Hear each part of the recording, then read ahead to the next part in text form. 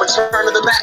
Get up what it is, what it does, what it is, what it isn't. Looking for a better way to get up out of bed instead of getting on the internet and checking a new hit. Me get up. First shot, come straight. A little bit of humble, a little bit of cautious. Somewhere between like Rocky and Cosby's for the game. Nope, y'all can't copy yet. Glad moonwalking, and this here is our party. My posse's been on Broadway, and we did our music. I shed my skin and put my bones into everything I record to it. And yeah, I'm on that stage light, going shine on down. Got that Bob Barker suit game and Plinko in my style.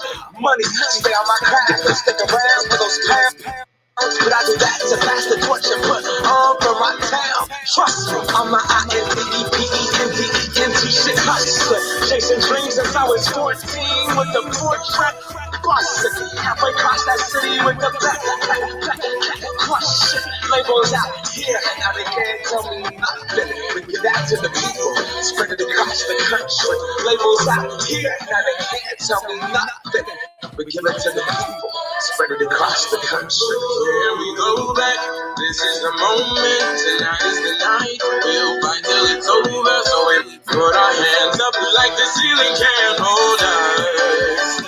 Like the ceiling can't hold us. Here we go back, this is the moment, tonight is the night. We'll fight till it's over, we put our hands up like the ceiling can't hold us. Like the ceiling can't hold us. Thank you, yeah, I'm so damn grateful. I grew up really wanna go Brunswick, but that's what you get when Wu-Tang raised you. Y'all can't stop me, go hard like I got an 808 in my heartbeat. And I'm eating at the meeting like you give a little speech to a great white shark, sweet bar. Gonna go up, girl, deuces, goodbye. I got a world to see, and my girl, she wanna see Rome. Caesar make you a believer now. I never ever did it for a throne. That validation comes from giving it back to the people now. Sing this song and it goes like, raise those hands, this is our party.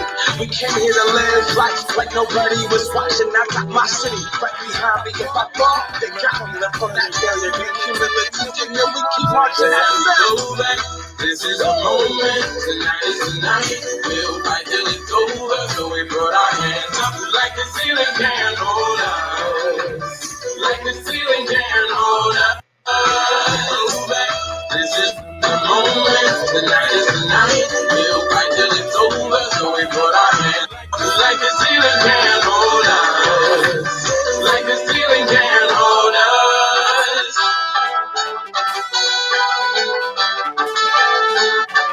So we put our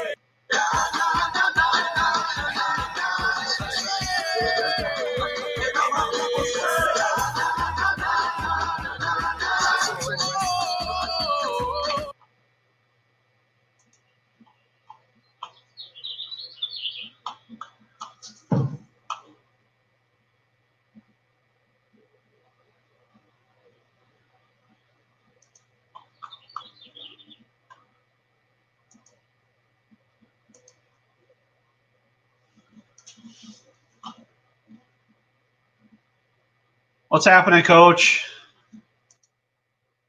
How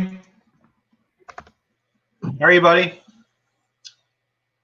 Good. Got me? Yes, sir. All right. Yeah, doing good. Trying to hang in here with this situation, but so far so good. I'm not starving to death. I'm making my grocery runs once a week, but I'm good. Yeah, we actually, I think, just finally did ours. We just actually went to the store for the first time for a while. Most of our stuff was just a delivery only kind of idea for a while. Luckily, we get to have some interaction with each other, with Kim and I. You living at home by yourself, it's a little different. We were just talking about that with Mike a second ago. Yeah, it's somewhat of a challenge when you're in here alone and you hope that you can see somebody. face to face, but it was a couple of days I didn't see anybody at all. So I was like Mike was saying, I hope I get a text from somebody to have communication. No doubt. No doubt, man.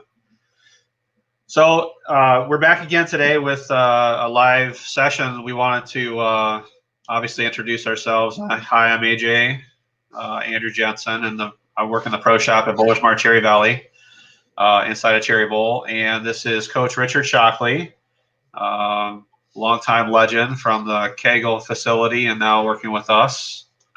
And obviously lots of other things that go along with that, Mr. Gold Level Coach, and some other things that you did for coaching. We're going to go ahead and add Mike in here.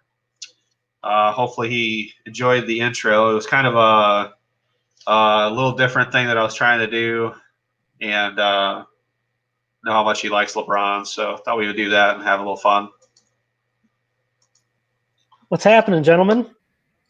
Hey. How are you, sir? Oh, living the dream. Locked in the house, under house arrest or whatever you want to call it. Yeah. So. Right. That's what it feels like. How'd you like the intro? I did. I liked it. I was rocking out. I liked it. Yeah.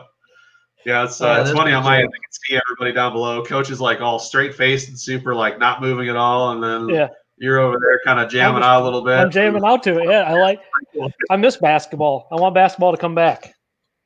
Yeah, no doubt. We all do, man. It'd be fun to be able to watch that for sure. Same with football. Football wouldn't be so bad to see. I just want to see live sports. I mean, it's live sports it's just weird not having anything. I mean, there's nothing. I mean, watching UFC on Saturday was pretty awesome. Actually seeing some sort of live sports. So I didn't get to see it. How did it go down? Was there still a lot of people in there, or was it empty, or what was the deal? Yeah, they did an empty arena. They were in Jacksonville or somewhere in Tampa, maybe in Florida. It was actually really cool because like you heard the punches, like you could hear it more. You could hear the coaching a little more, so it was kind of cool. Like one of the fighters even said he heard his coach or another coach say something, and he like realized something, and then he ended up using it to like win the fight.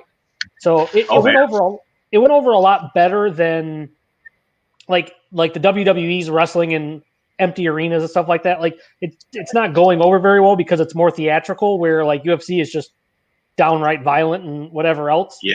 I mean, the fights were good. I thought it went over really well. I mean, they're gonna, as long as nobody gets sick or anything, I think they're gonna keep trying to do it, which would be awesome. Just because, like I said, live sports is needed right now. I mean, we got nothing else to watch. Yeah, it seems like a little more simple aspect. I mean, as far as you're looking at one-on-one, and the coaches pretty much stay on opposite sides almost of each other. So Why not? Yeah, absolutely. I mean, there was some bloody fights. There was a couple fights there was one fight that was over in 20. Like this dude he's massive. It was over in like 20 seconds. He landed 3 punches and it was over. Like I wouldn't want to catch that guy on his worst day ever. Yeah, man, no doubt. Coach, Coach and I wanted to quickly give you an intro as far as it's just a small intro of what you're doing, who you are, and what your staffing is. You're involved with EFX Apparel as a staff member and Brunswick's product specialist for the Central region. Definitely welcome to the show, and hope all is going well during this time of nothing. Nope. Thanks for having me. Yeah, it's definitely unprecedented times that nobody really knows what to do right now. So just going day by day. That's all you can do. So, Mike, if I could ask you, what's going on with you and in Brunswick? What's happening? Well, Brunswick right now, I mean, for the most part, we are our company in a whole is kind of on a standstill. We have 3 divisions of Brunswick. We have Capital, which is like designing bowling centers, lanes, the furniture, stuff like that. There's a few people that are still doing renovations or going to build centers or completing centers.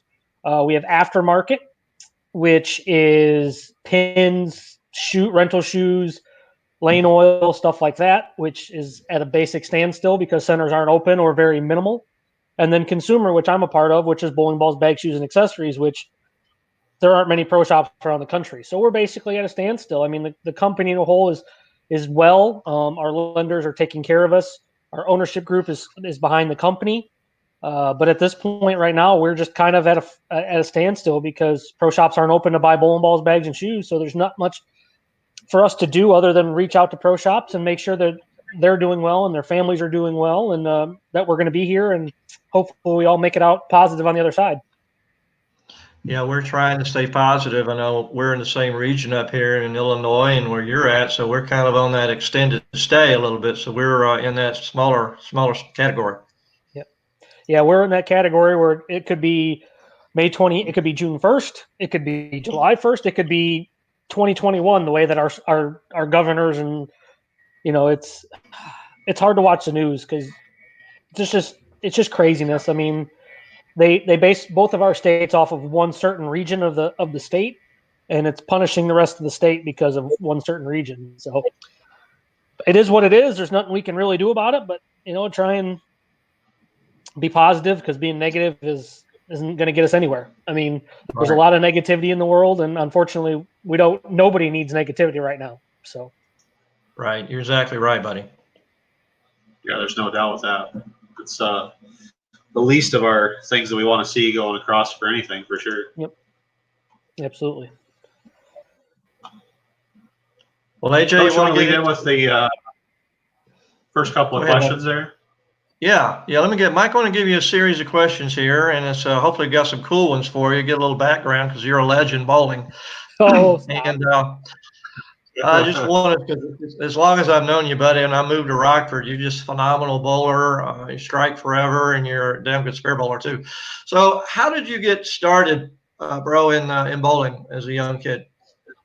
Bowling, I got started because my older brother was bowling Saturday mornings, and I wanted to be like my older brother.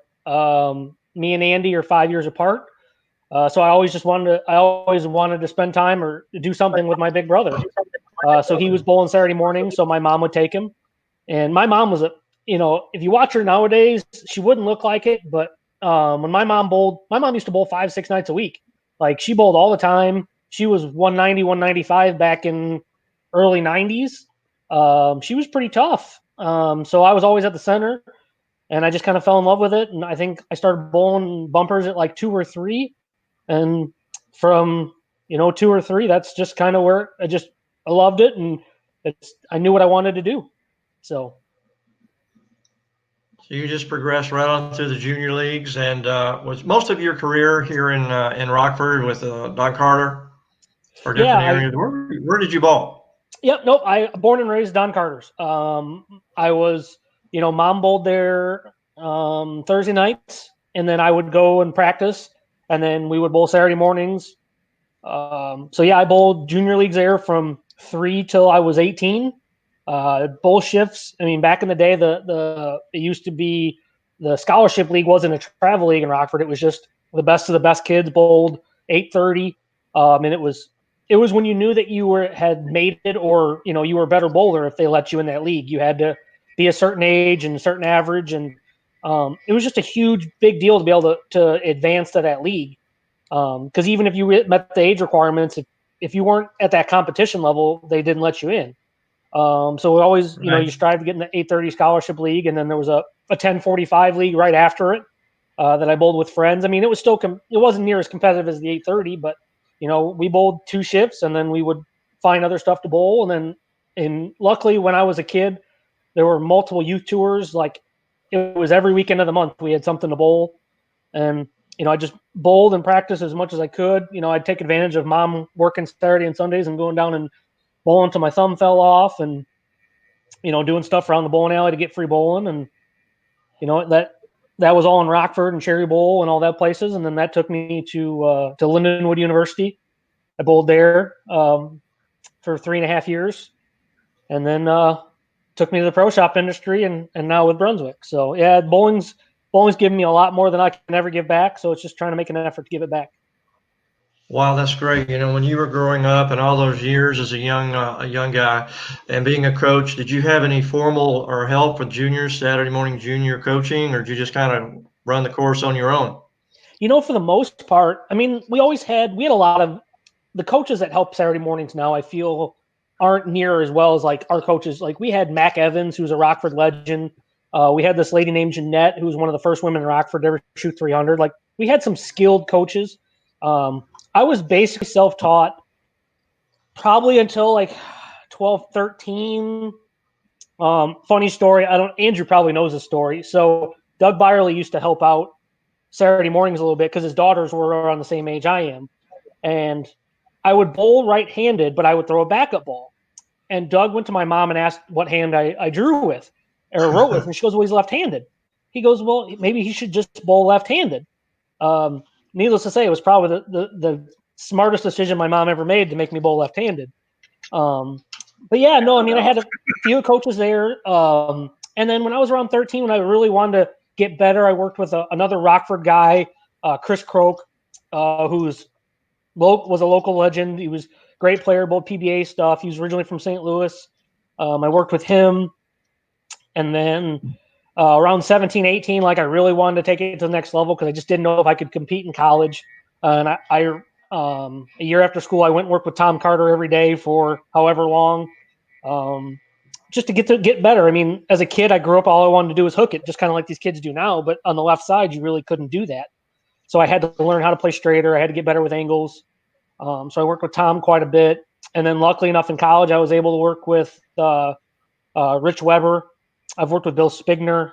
I've worked with Coach Shock. Like I said, I'm not against work with anybody that has a different eye because every coach has a different eye and coaches are blessed with that eye.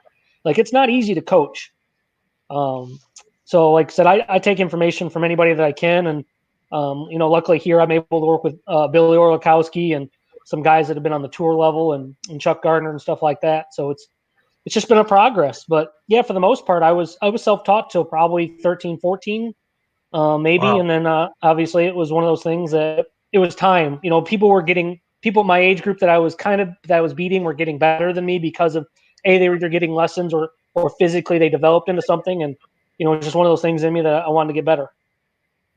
Yeah, I know that's great that your physical game is so tough, and but you got one of the best mental games I've seen too. It's more than just throwing the ball, getting a lot of strikes like you do, but watching you bowl, you don't really seem to get upset. You get a little bit of that when you leave a ring 7-9 times in a row, but your game is pretty calm. From what I like, I've always been impressed with your attitude and your mental game, bro.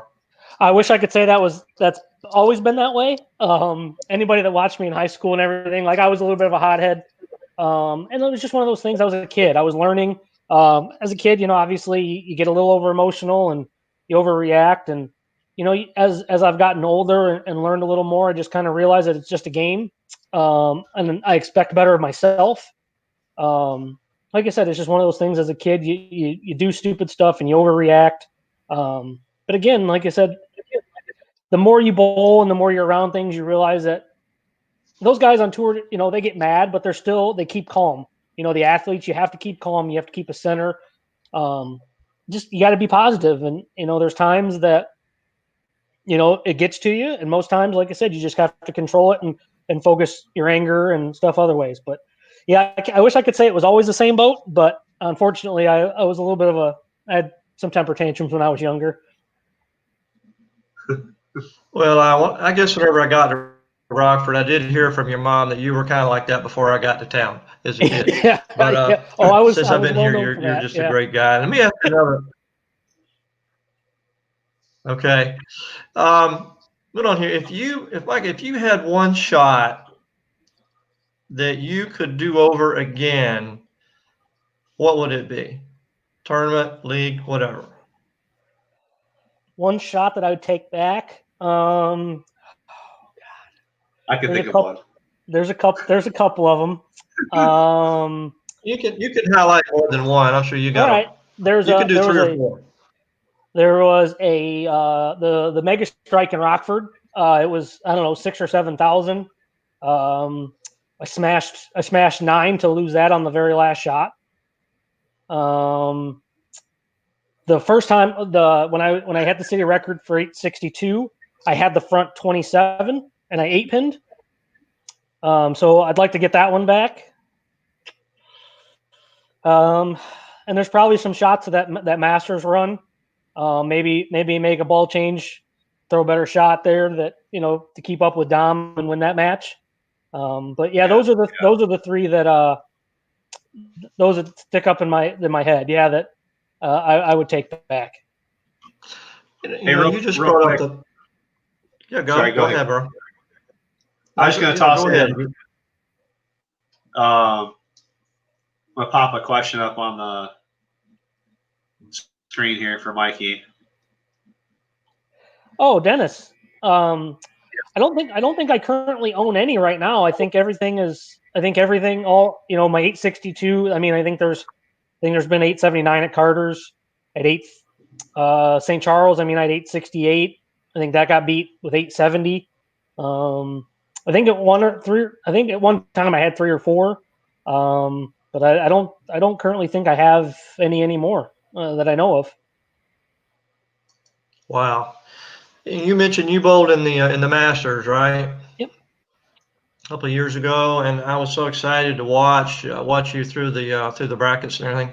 I wanted to bring up how was that experience bowling against the best players in the world, bro?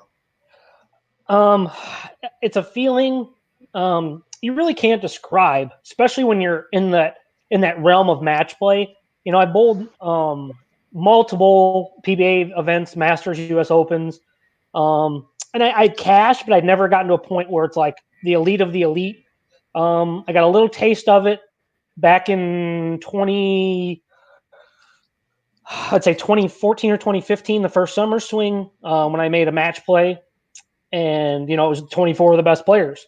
And I got a little taste there. It's like, this is the taste that you want, like that feeling that you feel like you belong. And then the Masters was always a goal. Like, that event to me was the one I always remember watching growing up. I always wanted to make match play, and making match play was awesome. Like, I don't remember most of the night afterwards. Like, I just bowled really well 3 days. I never had a huge block, but I never got myself in trouble. And going to the last game, all I had to do is, the reps are just like, just bowl good, you'll be fine. Like, you don't have to stress, you don't have to push. So I did, and it was just really cool. I mean, I made a little bit of a run, lost a match, and then made another little run, and ended up losing to Don Barrett, who just, he bowled phenomenal. But I mean, when you're at that aspect where we're at the Masters, which is the biggest field right now in professional bowling at that point, because now the U.S. Open's the invite, so the fields aren't as big. And then to finish 9th or 10th, whatever that title was NB high lefty was pretty neat. Yeah, that's really, really a great accomplishment. You mentioned Dom. How did that match go as it came down to the end? Did he make a ball change, or was it something that he just came up with, or how'd that work? From what I remember, I was up a little bit after game 1. I just had a really good look on the fresh. It was just I was throwing some bigger balls with shorter pin layouts, trying to mimic urethane without that urethane carry down. As the week had got on, they obviously, what patterns do, they got tighter. So I was using more and more surface. And Dom struggled game 1. I think like I said, I think I had 220, 230. He might have had 190, 2-0, which could have been more. And Dom made a ball change. Right, I remember. Game 2, and he had 250 and I had 210, but I was still up a little bit. And he had 270 the last game, or 260 the last game. And my look at that point, were those hits that I was getting most of the week to keep my arm swing loose were going away.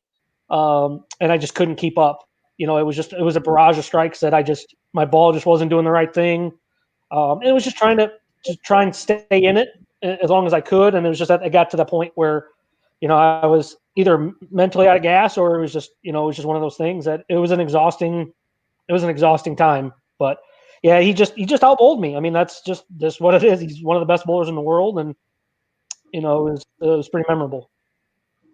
Yeah, that's really terrific. Really, all of us here at Rockford we're pulling for you, and it's great to watch. But you had a great tournament. Yeah, no, it was pretty cool because I changed my flight like 2 or 3 times. I had booked my flight. Match play was supposed to start Friday morning, so then I booked it for Friday afternoon because I would have bowled 2 matches or whatever. And then that didn't happen, so then I changed it to Saturday morning, and then I won that match Saturday morning. So I ended up getting the last flight out Saturday to get back, and I ended up bowling city tournament with Andrew right away Sunday morning. Yeah. I might have been on 3 hours of sleep, but walking in that building, walking in that building and just like having people that I have, people that have just, they're like, well, I haven't watched PBA or paid attention to anything in forever, but we were on our laptops watching. We were keeping updates with, the guys online that were doing it. Like, it was just so surreal just because, like, it felt like my hometown was behind me, which I never knew that I would have one of those moments. You kind of dream for one of those moments. And, the amount of messages and everything that I got from everybody back home was pretty awesome. Yeah, that's great. It was one of the dreams that you really have kind of grown up as a kid, hoping you could get that far into a tournament. Congratulations once again on that. Yeah, Yeah, definitely. I believe I was a match or maybe 2 matches away from a TV show. It's closest that I know. I've ever been. If you look at it, I think with all the final standings, because my matches I bowled really, really well. I beat Ildemaro Ruiz. I built Michael Tang, who actually made the show. I put him in the losers bracket, and I lost to Craig Nidifer.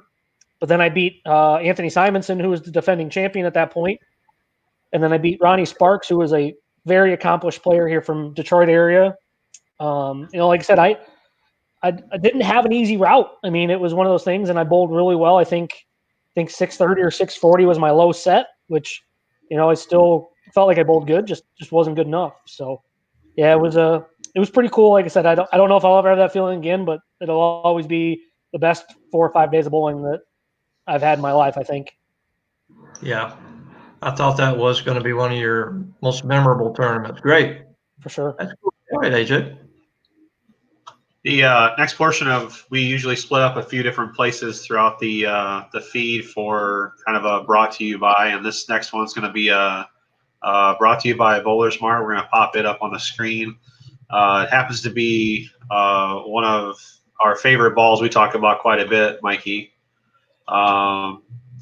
It is the Proof. Oh, yes. This ball is it's the newest trackball release. I'm very excited about this ball. Unfortunately, it came out right before all the craziness happened, or right as the craziness happened. So as soon as things happen up, guys, this is a ball that if you like those solid shapes that still make a quick shape down lane, the Proof it's super good. Like I said, it's going to be one of those balls in my bag, kind of similar to me, like an Intel, but maybe a little more down lane. Like I said, it's just going to be it's going to be a really good tournament players' balls and guys that that like those smoother benchmark pieces. I think it's going to be the shape that everybody wants to see. Yeah, I agree 100%. Like Rockford, we have, the friction in the lane's pretty decent. For me, I have to kind of like bring this ball up a little bit just because the cover is strong, but it is a great ball. Right. Phenomenal piece. Yeah, it's one of those balls that, like, after doing all the ball testing, you have ball tests where there's some balls that look okay that you have to throw more shots of to kind of break them in or do some surface changes. Yep. There's been 4 or 5 balls while doing some of the ball testing that, like, after 4 shots, you're like, okay, this is done. The Proof was one of them. Like, I'd be thrown in the office and guys would just be in there bowling with me and be like, what ball is that? Like, they thought it was an Intel or whatever. And, the Phantom's been one of those balls for me. The Verge was one of those balls. There's just balls like that are just like, you throw it and you're like, okay, this one's done. Like, I don't change it. Don't do anything to it. Just like, this is the way it needs to be. So yeah, it's and it's a black ball. Black ball is always strike. Okay, no doubt. Coach, go ahead and get into your next couple of questions there. Well, let's just go as far as what would be now. You've talked about the Masters, but what is your most memorable accomplishment as a bowler? Is it really the Masters? Is your most memorable accomplishment or something else that you've done in your career? Throwing the first strike in the 10th to win a regional over Pete Weber, hands down. Yeah, that'll be it. That was in where was that at? It was in Iowa somewhere. It was right. Oh, in Dubuque. It was at the casino in Dubuque. Dubuque. Yeah, Dubuque. It was a regional. We bowled on Scorpion. It was like 42 feet, and you always have one of those looks in practice where you're like, my ball's going to strike a lot today, and I end up being second in qualifying to Pete. I bowled really, really well, and then match play, I just kind of I got into a groove. I was the only lefty there. I got into a groove just changing pairs, and I bowled really, really well. I got a pretty good cushion. But of course, Pete being the greatest of all time, if not, up there in the top 5, he ran the first 5 or 6 in the position round against me, and I needed the first one, the 10th, just to shut him out. And I got up there and I just aced it, and it was one of those like moments like you see on TV where you just kind of yell. I never knew if I'd ever win a regional, and then have to beat Pete was pretty special. That'll be one of the ones that I tell. Wow. At Don Carter a few years back, he came in for a demo. Were you in the building at that time? I think you were, weren't you, Yep, when he was in town? Yeah, that was right. That was literally right after the Masters. Me and Pete both bowled really well at the Masters.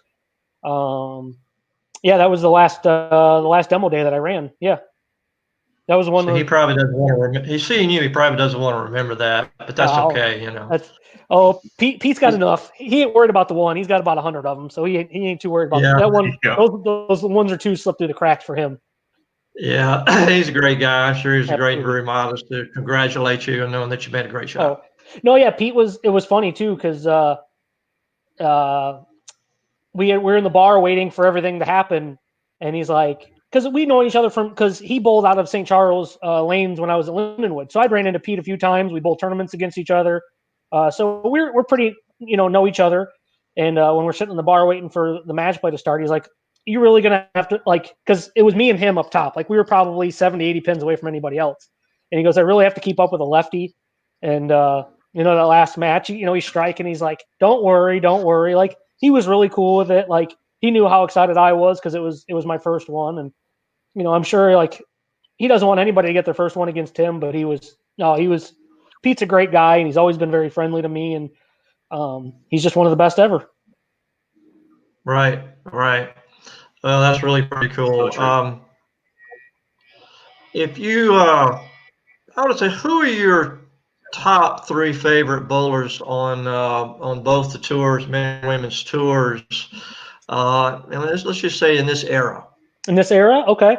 Tommy Jones is by far my favorite bowler of all time.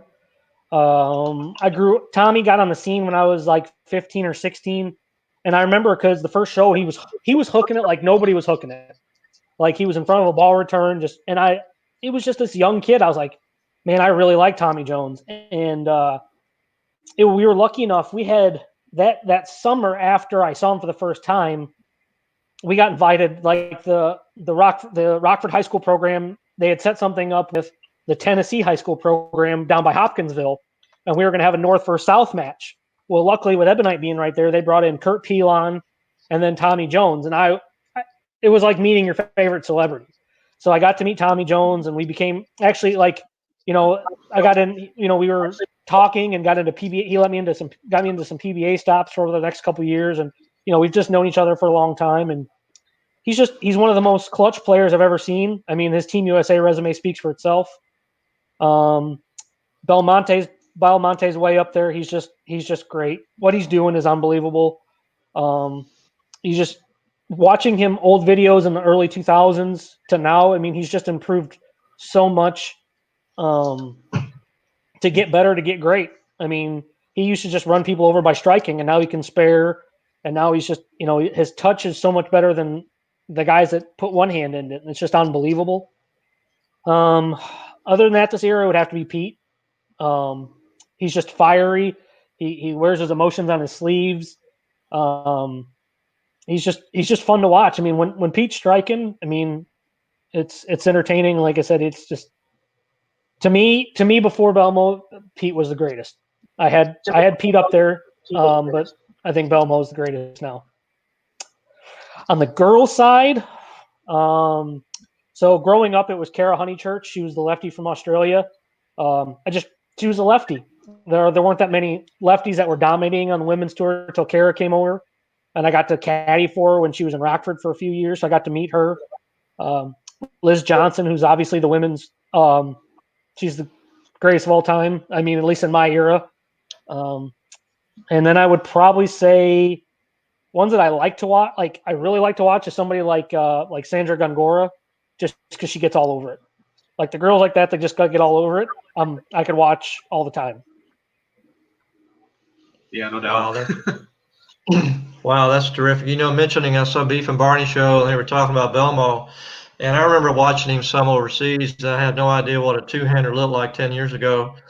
And, you know, he's really gotten into great physical shape compared to where he was maybe 5 or 6 years ago. Yep. And I'm really glad to hear that, because bringing up the, you know, being in shape a little bit better, he really has demonstrated how much different he looked in the last, you know, 5 or 6 years. Yeah, I mean, it's important. I mean, to travel and to do what he does with his body, you have to take care of your body. I mean, as much bowling as they're doing, as much traveling as they're doing, you know, that's the thing. Like, how long is he going to be able to do it for? And to do it as long, I mean, you see Osku.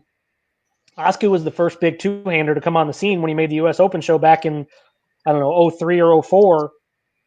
He was small before. It was before he went to the military, the army, and he's just fought injuries after injuries for the last however many years.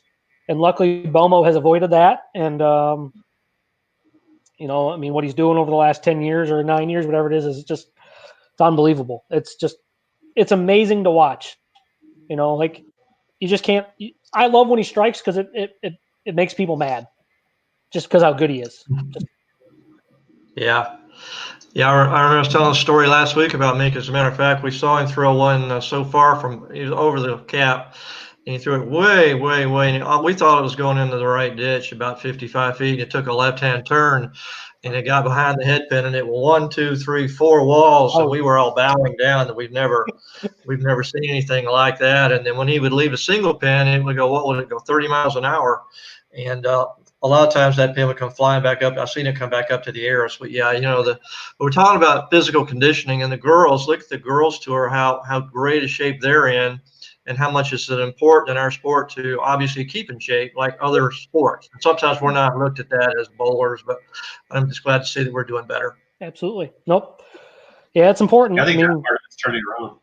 yeah, it's athlete. I mean, I think it's the world nowadays. Everybody kind of realizes that you need to be in better shape, but obviously, to be at your peak, you physically have to be ready. You have to feel great physically to feel like you're going to compete at your best. I mean, there are times, you know, when you bowl long tournaments, when, you know, you're not physically at your best, that you just get tired. And then, you know, when you start working out and start getting some energy built up, and you just never get tired, you never get winded, or you never, you know, you don't lose focus that way either. So I like it Right. just because it clears your mind. And, you know, like I said, you get to stay in the moment, you get to stay in the zone a little bit longer. Yeah, and you got to watch your diet, of course. Yeah. And it's hard being on the road. It's hard. Yeah, it's a lot easier just to go ahead and grab something on the way, and you can pick a really, really bad choice, I'm sure, with making it super quick and easy, depending on how much time you have between certain things you're doing. I know I've had my fair share with like the construction and doing all kinds of like the pro shop. You know how that works in the pro shop. The minute you order food, you don't even get to eat it. It's like It's like calling people into the shop or something. It's weird. Yeah. If you ever want to get busy, just order hot food. If you order cold food, they don't show up. You order hot food, it's like a magnet. It is. Yeah. I remember in Brockburn, we're talking about physical conditioning. There was a little period there that you really dropped a lot of weight too. You went through a pretty little stretch. You quite a few pounds. Remember that? Yeah, no, I've done a couple of those little transitions. Yeah, there was a period I think right after you got there, that I'd done something to my hamstring and I couldn't bowl, and I was just trying to find something to do. And I started going to the gym and eating better. I lost a bunch of weight, and I was bowling good. Like I was bowling good. I was getting into it, and you know, things happen. You get busy, whatever happens, and you put a little bit back on, or, you know, some stuff, life happens. You get busy. And then the same thing kind of happened when I took over at Brunswick. I was new to the area. I wasn't really doing a whole lot other than traveling and kind of enjoying having a company card where when I'd go out for dinner, it's, you know, you'd swipe for dessert and swipe for all that other stuff. And I put some weight on. And like I said, I was in a time of my life where I just I got a little down. You know, I was in a new place where I barely knew anybody. And you know, I really refocused about 2 years ago on my health, and I lost a whole bunch of weight, and I was going to the gym every day on the road. I was going to the gym every day home, and then you know, I was still maintaining quite a bit until the quarantine hit, where all the gyms are shut down, and you still try and eat better now, and you do some exercises and stuff at home, but it's just not the same. It's been cold here in Michigan. I think it's warming up finally this week, so maybe I can get outside and do some stuff outside and go for some runs. And but yeah, that's what I'm looking forward to. I'm looking forward to getting back into the gym and just being more active. Like the first couple of weeks, I was okay with it. We had just got off a 2-week seminar run where I was on the road every day and living in hotels for 2 straight weeks. I was ready for like a recharge. I wasn't planning on being home for 2 months. Yeah, I don't think anybody was either. Yeah. Sure. Yeah, it's crazy. We've actually been trying to do daily yoga things to try and keep active, and it's same with you. It's cold. It's like cooler here. It's not really. Yep. It's been a very steady. It's 50. It gets to 55. It gets to 57. It gets to like the next day is a little bit warmer, and then it gets cold again. And yeah, it was like last week and the weekend before. It got up to like 63 on a Saturday. It was gorgeous. Opened the windows up and just left the windows open. And then the next morning I wake up and it's like 55 in the apartment because it's 48 outside. It's like, oh yeah. It's just one of those things that it's just so up and down. But hopefully, like I said, it's supposed to warm up here. So, the sun's finally out. The snow's finally gone. So hopefully, we can get outside and at least go for some walks or just be active. I mean, it's just getting a little, like I said, getting stir crazy up in here. So. Well, you know me here in Rockford. One thing I like to do, of course, is when the golf course is open. I was pretty excited too. Yeah, there you go. Get out to the Rock Republic. It was great to be out there, get some fresh air, and walk for a change, which was almost a bad mistake getting into the 7th hole carrying my bag. But it was. I was going to get somebody on a cart to give me a ride back. But it was a great time to get out in the fresh air. The worst part about it was I lost 11 balls because I haven't played in 6 months. But that's okay. I was out there doing pretty good. It was a lot of fun. Yeah, I mean, like I said, with the weather warming up, I mean, I want to go golfing. I'm terrible at it, but I enjoy it. I mean, at least go out to the driving range and do some stuff like that. Like I said, once it starts warming up, like I'm not a guy that likes going outside when I have to bundle up. Like if I want to go for a walk, I want to be able to be comfortable and I don't want to have to wear a jacket and all this other stuff to go outside. So if it starts warming up, then it'll be good. I mean, there's some great views here where we're at in Michigan that I can go enjoy and walk around, and it's just one of those things that you have to find ways to do it because gyms aren't opening anytime soon, especially in Michigan. I mean, it's just not going to happen. So you gotta find ways and try and eat as good as you can. I mean, I've cooked more in the last 2 months than I probably have in 2 years. Just a lot of trying to find chicken when I can find it. That's the hard part. I mean, grocery stores here have, some turkey, some chicken, making the pasta. But my air fryer is really easy to work too. So lots of chicken nuggets and chicken patties too. So, you got to give and take a little bit. Sure, I'm a big chicken nugget fan, and the most popular restaurants that's been lined up, the drive-thrus have been lined up, has been Chick-fil-A. So that's been really. I miss Chick-fil-A. We don't have one anywhere. We have one that's like 25 minutes away, and like there's some Saturday afternoons I'm just like I just want to drive down and get Chick-fil-A. Like, but then I want sweet tea, and then I'll end up buying like a jug of it to put it in the fridge back home, and it's all bad. So I'm on my Chick-fil-A, like I get the shakes every once in a while. People post about it. I get the shakes, but that'll probably be one of the first places I go when places open back up. Right. Yeah, it's a cool place. Yep. It's funny you bring up. I know we've kind of veered off some of the questions we already had set up, but it's funny that you veered towards Chick-fil-A. I remember somebody's post the other day that they thought, or the comment was laid out as, this is what it's come to in Rockford. And there was like a picture of the attendants that were outside in the line at Chick-fil-A.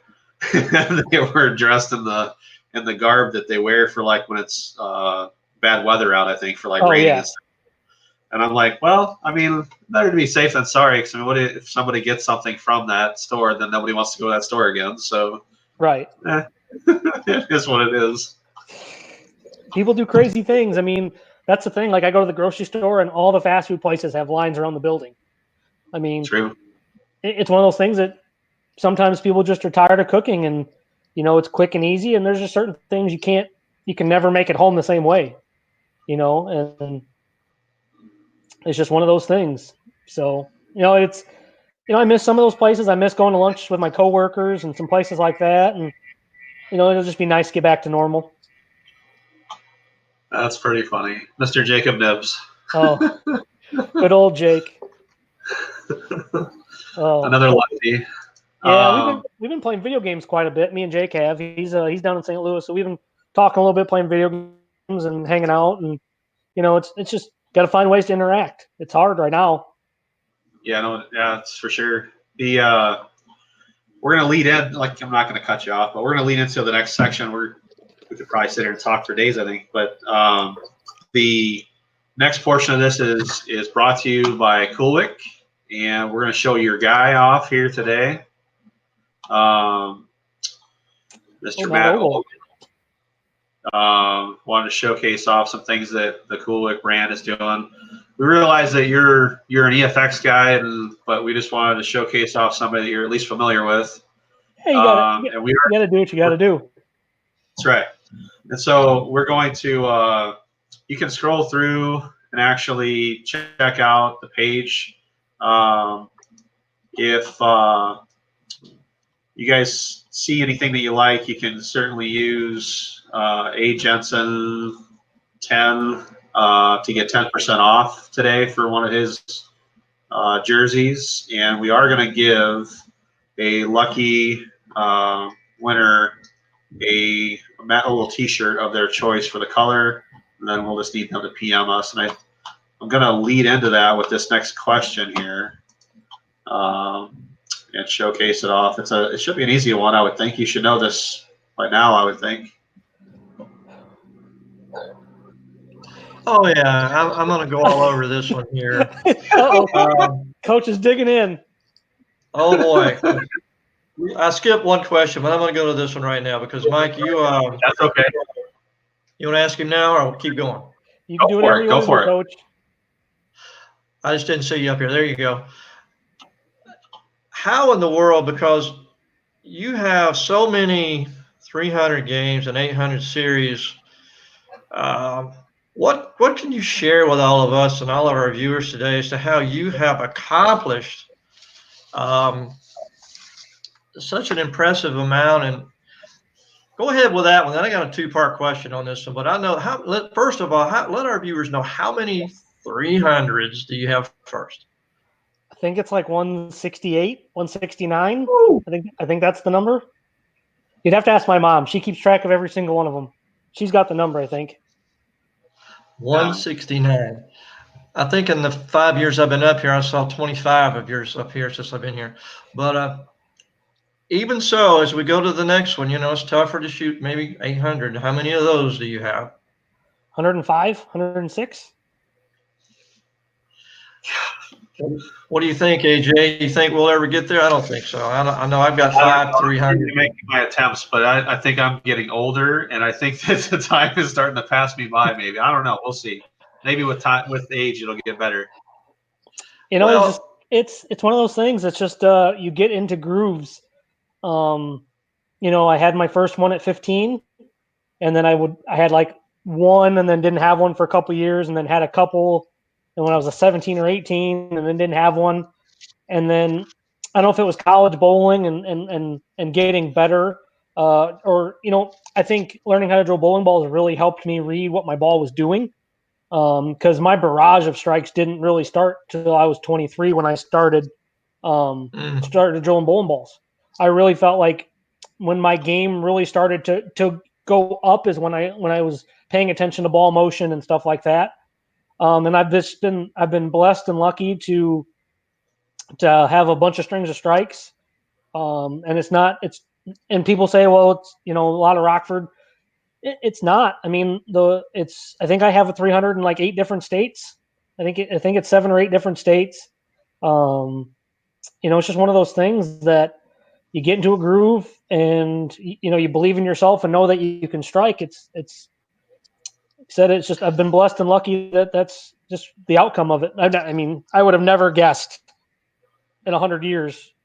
I mean, you could have given me all the money in the world when I was 16 and say, by the time you're 35, you're going to have almost 200 300s. I would have told them to get bent. I mean, that's just what it is. Well, a lot of people stand up there in the front nine and they're going, I'm getting close. And I've got about 4 298s. Of course, that's reasonable for my nerves and everything. And I don't know how many 299s I got, 297, it doesn't matter. What is your thought process to focus so well when you shoot these scores? When you step up there in the 10th frame, it's nerves, of course, and there's probably a point in time when you just don't have any more nerve. You had so many. What was your thought process when you were coming into that era of just knocking one after the other, maybe 2 or 3 a month, or 4 a month, 5 a month? I mean, it's just another shot. I mean, obviously there are moments where the shots are more important, whether it's brackets or if it's high game pots or it's winning your game point. There's obviously different situations for every 300. I still get a little bit nervous just because I want them. I want to shoot as many as I possibly can. That's just my goal. I mean, your goal is to shoot 300. Your goal is perfection. And you get to that point where you have to not want it as much as you want it. Because people start getting front 8, front 9, and then they start wanting it, and you just have to pay attention to your tendencies. Like a lot of my tendencies through most of my career is that I'm going to throw it harder. When I want it, I'm going to throw it harder. So there were times where I would move a little bit left because I knew I was going to throw it harder. Lately in my life, I've been throwing it a little bit softer when I get to that moment. So I've been, making a small move or adjusting a little bit based off of that. It's just you have to pick up your tendencies when that heartbeat gets going, and that's just all it is. I mean, I'll tell you right now. I mean, obviously, number 1 was the most nerve-wracking, but heart still gets a little bit fast, and you still get a little bit excited. I mean, you just don't get people don't get as excited anymore as they did after the first one. Right. You go to league and you shoot 300 and they boo you like Thursday night used to do at Cherry Bowl. But it's all in good fun, and it's just one of those things that you enjoy it, and yeah, you enjoy it. I remember the first time I saw you at Cherry Bowl in our league and you shot 300. It was like nobody said anything. I'm going, this guy is great. He just shot 300. They go, oh, that's just dull. He'll have 19 this year. But no, it was a very big accomplishment. We love that as far as. But I know the reason I left 4 298s is because I tug it so bad and yank it. But I finally got to the point here in Rockford. I think, AJ, I had a couple this last year. I don't know how that happened. But I got up there and I said, I'm just going to relax. Don't worry about anything. If it happens, it happens. Just try to make a good shot, and that's it. But I mean, you're a phenomenal bowler, and that's just a tremendous amount of honor scores to see from a bowler. I appreciate that. Like I said, yeah, it's it's awesome to see. It's awesome when you see people go on strings of strikes. Like when the swing is loose, when everybody's come. Obviously, you had 2 or 300s in like a couple weeks span. Like you just know the arm swing's loose. You're in a good state of mind mentally. I mean, there were times where I think there was one point where I had 5 or 6 300s in a week because I was bowling 2 or 3 nights a week and then bowling on the weekends. I mean, there was a couple nights, doubles King of the Hill with 6 or 7 games where it was multiple 300s. It's just the swing's loose, the head's in the right spot, and you're just reading everything the right way. And when those things happen, life is good. Yeah, and the jackpots are good for you there too, I'm sure. Oh yeah, yep, those are all right. So true, so true. So the last portion is usually geared towards the 300. So since we're still talking about it, yeah. Next one is going to be brought to you, and this one you should be pretty familiar with, Mike. The 12-bagger, Gerald. Mr. Gerald's brand. We like this jersey here. We wanted to kind of showcase it off and kind of it. To me, it speaks the idea of what it takes sometimes to get somebody to have a 12-bagger. Mm-hmm. Fair enough. That's a true story. Yeah. So then, just wanted to showcase off that this one is priced down from what it was originally, which is $69.95 to $49.95. Gerald's a good dude, and if you've never had a chance to check out the 12-bagger site, check that out. we do want to ask you one more question with that then. And it is, what would be your most memorable 300? What is the one that sticks out the most? Most memorable.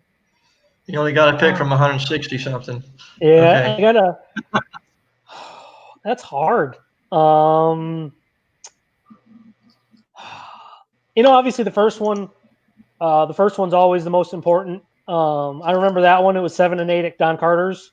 My mom walked away. She walked all the way. We were on 7-8. She walked all the way to the counter because she couldn't watch.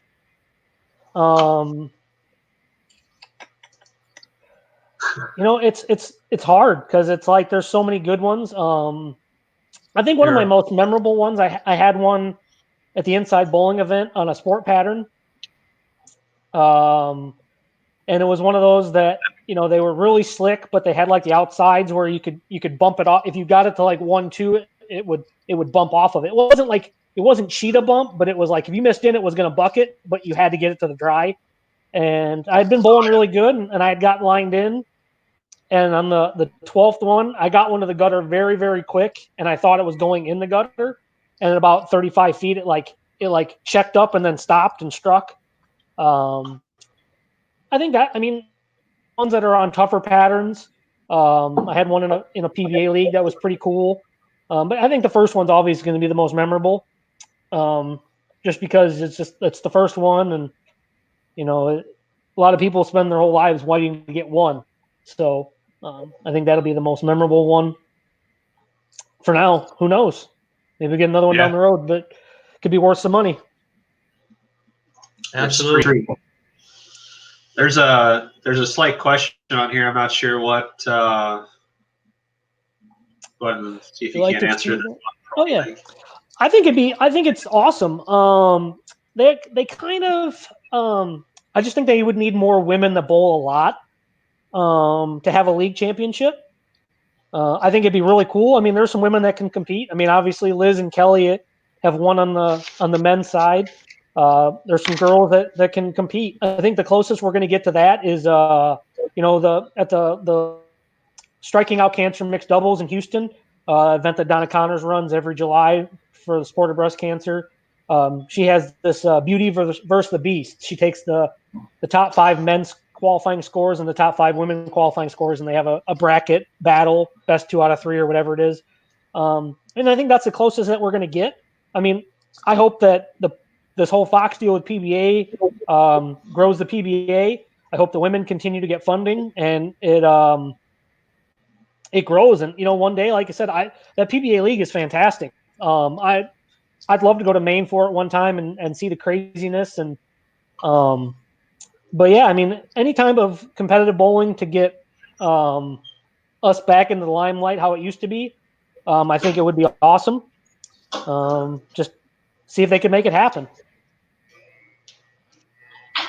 Yeah, I think that'd be pretty cool. I'm hoping that they have I'm hoping that they still have the event. Kim and I had entered into the event. Okay. Hopefully, I haven't heard anything about canceling it yet. So. Well, I've talked to Donna 2 or 3 times. As of right now, she's going to hold out to the last possible second. She's in the end of July, so she's not going to cancel early just because she's already bought the prizes for some of the raffles for the big. She has 2 pro-ams that sell out every year that the building is packed. Obviously, hopefully by then some of the restrictions might be lifted, so she can still have those events and still have all the people in the building. But yeah, she doesn't want to cancel, and she's going to hold out. Obviously now that the which is nice because luckily the airlines and stuff are being more honorable with canceled flights and stuff like that. Yeah, she's going to hold out as long as she can because this event you never want to cancel an event, especially one that's got so much success and so many people coming in from different parts. So we'll see.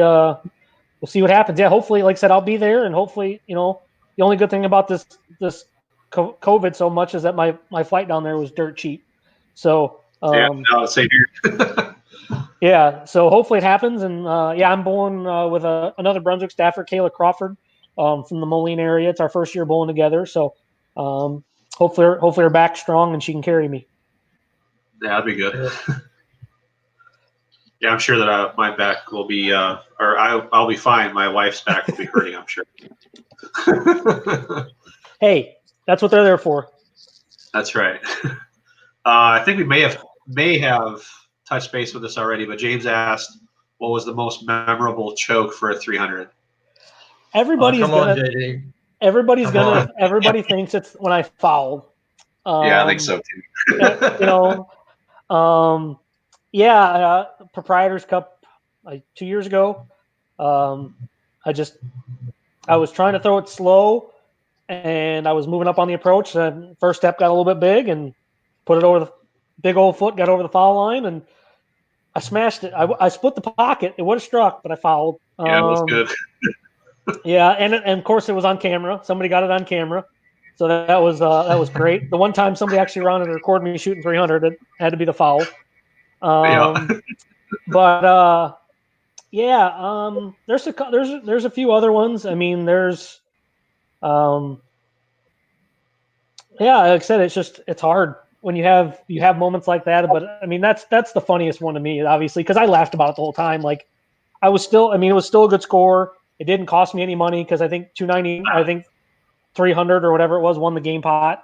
So I mean, whatever. I mean, it's at this point, it's fun. Yeah. Cool.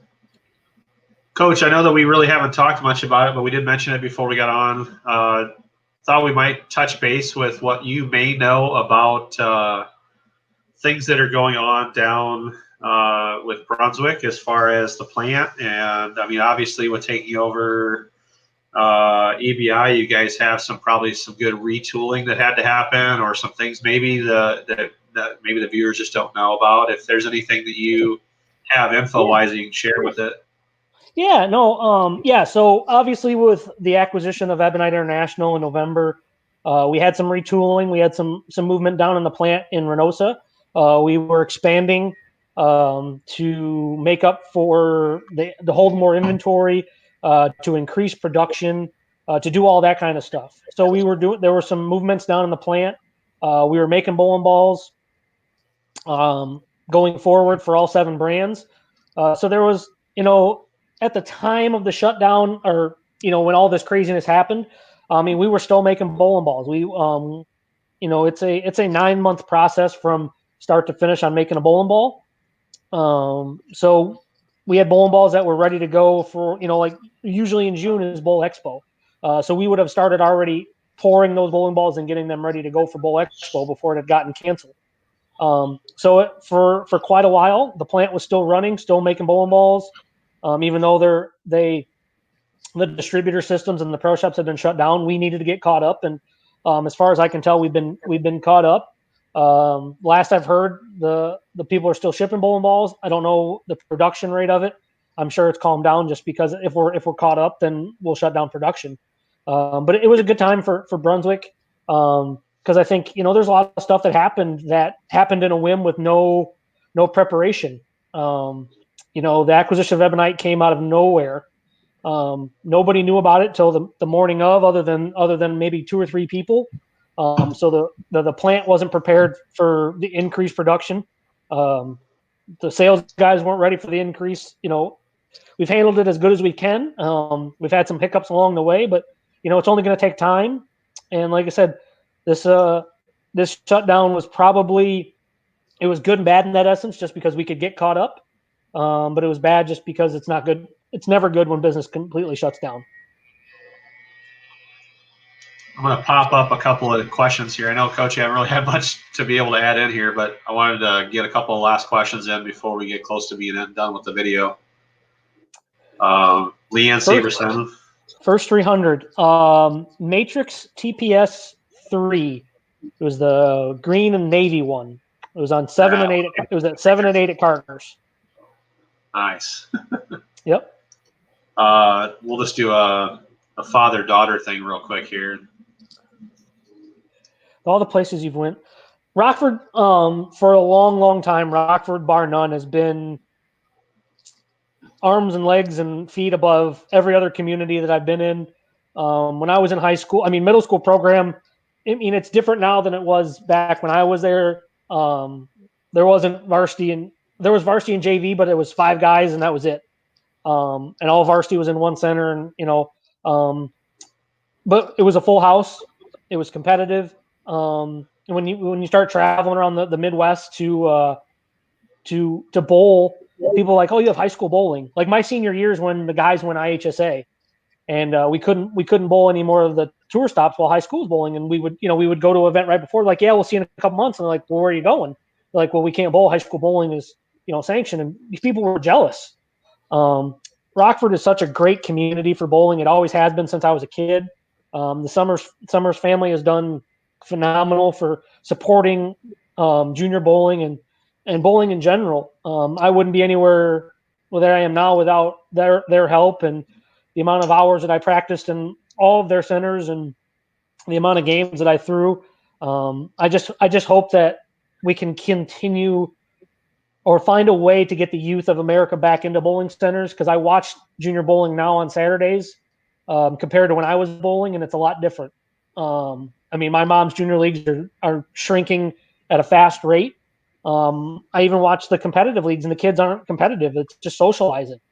They're striking, but it's not competitive whatsoever. It's just they're just there to socialize and kind of do their own thing. And it's just different for me, because at 8:30 we were competing. The kids wanted to win. They didn't care if it was $100 or $50. They wanted to be the best team. And it's just one of those things that I think the kids have more options. I think the attention spans are all over the place when it comes to that kind of thing. And I don't want to blame technology. I don't know what to blame. But yeah, I mean, as growing up as a kid and seeing the junior program and the stuff that we bowled, and just Rockford in general has a lot of bowling history. And I mean, people in Illinois know Rockford for everything when it comes to high school bowling. So it's just it was a great place to grow up. Yeah, I would agree. To me, it's for the 6-7 years I've had. I mean, it's definitely the forefront of bowling, it seems like. Right. Yeah, and just to touch on that, when I first got here, I did know about a school called Harlem, and the Harlem program for the girls. They've been successful for a number of years. I think they just won the back-to-back-to-back girls national championship. So that's really a testament to the development of youth bowling here in Rockford. Yeah, I mean, when I was in high school, I mean, Harlem girls were still good then. I mean, Harlem has just been blessed with whether it's just because it's the kids that they don't have another middle school program, so they bowl together from middle school through high school. It's just like the smaller towns. The football teams are better because they've played with each other for 5 years or 6 years. The Harlem girls have had so much talent even back before my time. But I mean, back in my day, before IHSA, Rockford, there would be a top 12 or top 16 cut at the boys high school state tournament. And basically every team from Rockford would make the cut. I mean, we had the talent and we were just above everybody else. And I think every team just pushed each other to get better. Right. I mean, yeah, there were years, I mean, like my last year, the senior year, it was us and Freeport. I think Harlem just missed the final cut. Guilford was up there. It was just a whole bunch of schools, and there was just so much talent that coming out of one system, it was like we were like a farming system, like how Texas is for football players. Rockford was that for bowlers for a long period of time. Right. So, like I said, I hope it continues. I hope there's a trend that gets better in the future with junior bowling and kids want to bowl. But you just never know. You just got to figure out a way to get them back in the center and continue to bowl after high school or after college, and get them into the adult ranks. And that's the question that's it's hard to answer. Absolutely. One last question before we call it quits. Favorite ball ever made? Oof. I think I may know a little bit about that, but I can't wait to hear you on this one. What do you think, Coach? What's the answer? Well, it might be the other company, but I don't know. IQ Tour Solid's pretty solid. Yeah, I that one's up there. That one's top 3 for sure. Columbia 300 Outburst is up there. That was a ball that I had my best USBC scores with. I had front 9 or 10 at USBCs. That was the year that we had a chance. To win an Eagle. We were in a run for the doubles Eagle there. Just a lot of scores with the outburst. I would probably say the next closest would probably be, oh man, I don't know. Those two are 1A, 1B. Yeah, I would say outburst and then the IQ tour would probably be 1, 2, 1A, 1B. The original blue vibe from Hammer was everything I threw for quite a while. There's just so many good pieces I've thrown. But yeah, there's a couple balls that when I start drilling 2 or 3 or 10 of them, like the IQ, then I like it a little bit. Yeah. That's so funny. I used to see, because we used to be able to see each other's stores as far as like stuff that was going on. I'd be like, what is Mike's name up there for? What did he get? And you go through it and it's got like 5 or 6 bowling balls and like 2 or 3 of them are IQs or something stupid. And I'm just like, God dang. Yeah, my stash for a while was when I was before I was a free agent there for, I don't know, a year and a half or so, in between contracts. And I mean, there were balls that I just drilled a bunch of, from all types of companies. I mean, it was the Orange Eruption Pro for a little bit. I drilled a bunch of them, IQ Tours. There was just there was a few period there where it was like, I mean, it was just, that's all the balls were in my bag. I would just bring a spare ball and 2 different versions of one ball, and I'd be good to go. Yeah. Coach, you have anything that you want to add in?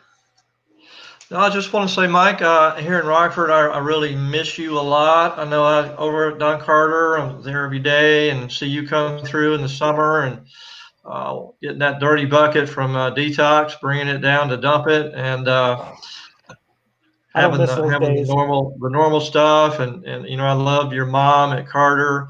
But I just want to thank you and stay safe. And I know your state and our state are on the wait. Hopefully we can get back out on the lanes and do what we like to do. And you be safe out there on the road when you get back out.